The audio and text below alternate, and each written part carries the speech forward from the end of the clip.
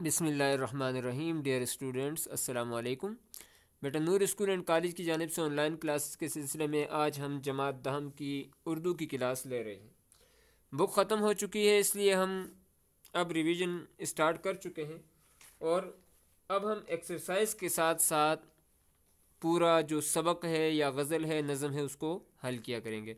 अब अपनी पेंसिल और कापी अपने हाथ में लेकर बैठ जाएं और सबसे पहले अपनी बुक के अंदर अली सिकंदर जिगर मुरादाबादी की गज़ल की एक्सरसाइज निकालें।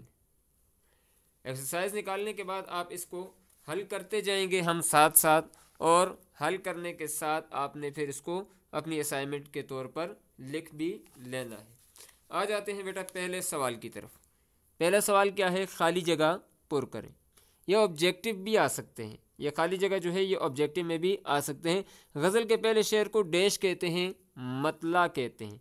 मतला, मक्ता, ये सारे आपको मैंने लिखवाए थे। मतला शुरू होने की जगह, और गज़ल के पहले शेर को कहते हैं। और इसकी शर्तें क्या है जी? दो हैं। कौन कौन सी? कि दोनों मिसरे हम काफ़ी और हम रदीफ़ होते हैं। दोनों में काफ़िया भी होता है और रदीफ़ भी होता है। बहुत अच्छे बेटा, आपको याद है, मुझे पता है। शायर अपना तखल्लुस गज़ल के डैश शेर में लाता है, और भाई आखिरी शेर में लाता है, जिसे क्या कहते हैं? मक्ता कहते हैं। उसको मक्ता कहते ही इस वजह से हैं कि उसमें शायर अपना तखल्लुस इस्तेमाल करता है। गज़ल के हर दूसरे मिसरे के आखिर में आने वाले हम वज़न अल्फाज को काफ़िया कहते हैं। ये काफ़िया की तारीफ़ है, ठीक है? ये काफ़िया की क्या है? तारीफ़ है। गज़ल के शेर के हर दूसरे मिसरे में, लेकिन मतले में दोनों मिसरों में आता है, ठीक है जी? ये तबस्सुम ज़ार में, ज़ार लाहिका की अलामत है। किसकी अलामत है? लाहिका की अलामत है। तो अब बेटा साबिका और लाहिका क्या होता है? तो साबिका और लाहिका ये दो चीज़ें आपने पढ़ी हैं, चलें दोहरा लेते हैं। साबिका वो अलामत जो किसी लफ्ज़ से पहले लगा दी जाए, उसे साबिका कहते हैं। जैसे खुश से पहले आप ना खुश लिख लें, या खुशगवार से पहले ना खुशगवार लिख लें। इस तरीके से बाकी अल्फाज आप बना सकते हैं, मैं सिर्फ मिसालें दे रहा हूँ। और लाहिका वो होता है जो बाद में लगता है। वो क्या लगता है जी? बाद में जो लगता है उसे क्या कहा जाता है? लाहिका कहा जाता है। और लाहिके की आप मुतअद्दिद मिसालें पहले पढ़ चुके हैं, ठीक है? अब आ जाते हैं बेटा लाहिके की मिसालों की जानिब, कि लाहिके की कौन कौन सी मिसालें हैं, वो आप अपने पास नोट। एक मिसाल में बहुत सारी मिसालें आपको दे देते हैं। जैसे आप बाज लिख लें, उससे पहले लिख लें दगा, धोखा, ठीक है? मुख्तलिफ आप उसके साथ मिला सकते हैं, ठीक है जी? हवाबाज, कबूतरबाज, बहुत सारे अल्फाज आप उसके साथ लगा सकते हैं। मतलब यह है कि जो अलामत बाद में आती है, लफ्ज़ से लगाई जाती है, वो लाहिका है, और जो पहले लगाई जाती है उसको क्या कहते हैं जी? साबिका। हक शनासी में शनासी लाहिका है।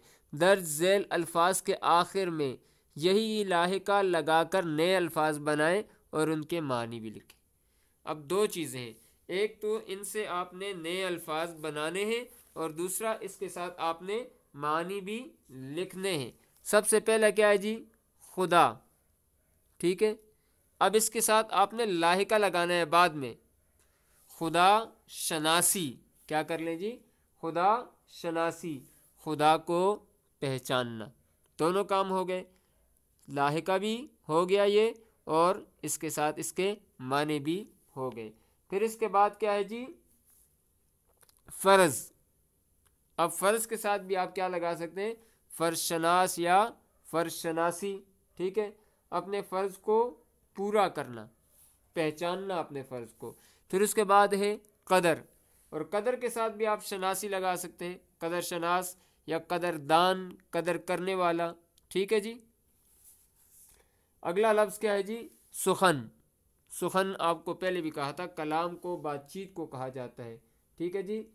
सुखनदान भी कहा जा सकता है, सुखन शनास भी कहा जा सकता है। सुखन शनास कहते हैं शेर व शायरी की कदर करने वाला या पहचान रखने वाला, ठीक है? बात की, कलाम का जो वो लिहाज रखने वाले होते हैं। खुद, खुददार, ठीक है जी? खुद शनास भी हो सकता है, खुददार, ठीक है जी? जिसको आप कहते हैं अपनी इज़्ज़त रखने वाला या खुदशनास हम कह सकते हैं, अपने आप को पहचानना, खुदशनासी।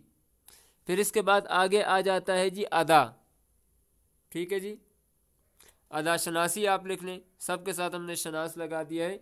तो हरकत व सकनात को पहचानना, हरकत व सकनात को पहचानना। ठीक है जी। और उसके बाद आके क्या है जी, मौका शनास, मौका पहचानने वाला।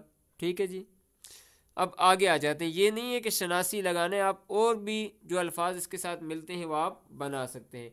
अगला सवाल आ गया कि पहली गज़ल के मतला और मक्ता की निशानदेही करें। और भाई मतला आपको बता दिया पहला शेर होता है, और मक्ता जो होता है वो क्या होता है, आखिरी शेर होता है। अब पहली गज़ल में जो पहला शेर है और आखिरी शेर है वो आप अपने पास लिख सकते हैं। ठीक है, वो आप अपने पास लिख सकते हैं। अब आ जाते हैं अगले सवाल की तरफ। गज़ल नंबर 1 के काफ़िए तहरीर करें। गज़ल नंबर 1 के काफ़िए तहरीर करें। तो काफ़िए मैंने लिखा हुआ है ताबानी, पहचानी, ठीक है जी, पिनहानी, मानी, वीरानी और हैरानी, ये सारे के सारे इसके काफ़िए हैं। काफ़िए क्यों हैं, यह हम आवाज़ अल्फाज हैं, और काफ़िए की तारीफ़ ये ऊपर आपको लिखवा दी भी गई और बता भी दी गई है। गज़ल नंबर 2 की रदीफ़ बताएं। रदीफ़ क्या है जी, बी है। गज़ल नंबर 2 की रदीफ़ क्या है जी, बी है। फिर इसके बाद उनकी आँखों की ज़हे मोजिज़ बयानी, बहम इनकार भी इकरार भी है, यही दुनिया है बस्ती आंसुओं की, यही दुनिया तबस्सुम ज़ार भी है। तो बी है जो क्या है जी, इसका रदीफ़ है। दर्ज झैल के मुतज़ाद लिखें। मुतज़ाद आपको पता है उलट को कहते हैं, ज़िद को कहते हैं। तो भाई मुतज़ाद में सबसे पहले क्या है जी, हकीकत। हकीकत की ज़िद क्या आती है, अफसाना आती है। ठीक है, क्या आती है, अफसाना। आबाद वीरान आ जाता है। फिर इसी तरीके से नादानी, इसकी ज़िद क्या आएगी जी, हाँ दानाई आती है। फिर उसके बाद अगला लफ्ज़ क्या है जी, खुश्क, इसकी ज़िद क्या आएगी, तर, गीला। ठीक है। फिर उसके बाद क्या है जी, मोहब्बत है, तो मोहब्बत की ज़िद हमेशा नफ़रत आया करती है। ठीक है। अब ये हमारी पूरी एक्सरसाइज हो चुकी है। इसके बाद आपका होमवर्क यही है कि जिगर मुरादाबादी की जो गज़ल हमारे सिलेबस का हिस्सा है वो आपने याद कर लेनी है, और वीडियो उसकी हम पहले अपलोड कर चुके हैं, उसी से आपने देखकर उसके अल्फाज, मानी, फ़नी, मासिन, तशरी और हवाले का शेर, अल्फाज की अदायगी, ये सारे स्टेप्स को फॉलो करके याद कर लेना है। क्लास में आएंगे तो आपको उसका टेस्ट देना होगा। और आपका जो रिटन वर्क है असाइनमेंट के ऊपर, आज की ये पूरी एक्सरसाइज आपने असाइनमेंट पेजेस के ऊपर लिख लेनी है। कोई भी बात पूछनी हो आप मुझसे कमेंट्स के अंदर पूछ सकते हैं। अस्सलामु अलैकुम वरहमतुल्लाहि वबरकातुहू।